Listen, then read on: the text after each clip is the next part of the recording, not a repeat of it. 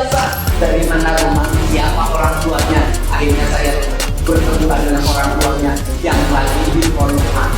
Bapaknya ada di rumah, anaknya jualan kue. Assalamualaikum warahmatullahi wabarakatuh. Perkenalkan, nama saya Nur Fadilah, mahasiswa semester 2 Pendidikan Guru Sekolah Dasar kelas 2F. Pada kesempatan ini, saya akan membahas satu topik yang sempat ramai dibicarakan di Jawa Barat, yaitu tentang wacana vasektomi sebagai syarat untuk menerima bantuan sosial.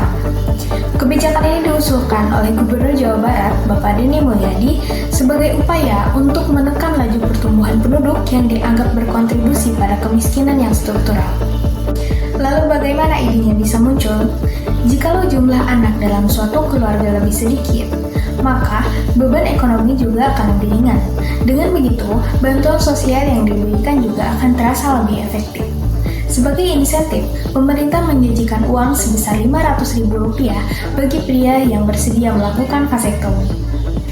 Kalau dilihat dari satu sisi, kebijakan ini terdengar sangat inovatif dan cukup berani karena mencoba menyasar ke akar permasalahan kemiskinan tersebut, yaitu jumlah tanggungan dalam keluarga. Tetapi, di sisi lain, kebijakan ini menimbulkan pro dan kontra, terutama dari segi etika dan hak asasi manusia. Vasektomi merupakan tindakan medis permanen yang berkaitan langsung dengan hak seseorang untuk memiliki keturunan. Kalau ini dijadikan syarat, maka akan muncul pertanyaan seperti apakah orang-orang yang setuju benar-benar memilih secara bebas atau karena terpaksa karena keadaan ekonomi. Bisa jadi, keputusan mereka bukan dari kesadaran penuh, akan tetapi mereka membutuhkan bantuan sosial. Padahal, hak atas tubuh dan masa depan seseorang tidak bisa ditukar dengan iming-iming bantuan sosial. Di sini juga kita perlu bertanya, apakah kebijakan ini akan menyelesaikan kemiskinan dalam jangka panjang?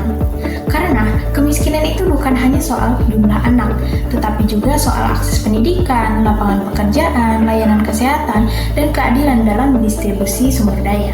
Jadi menurut saya, daripada memberi insentif untuk tindakan permanen seperti vasektomi, akan lebih baik jika pemerintah fokus ke pemberdayaan masyarakatnya, misalnya seperti lewat pelatihan keterampilan, bantuan usaha mikro, pengembangan UMKM, dan memperluas akses pendidikan serta layanan kesehatan.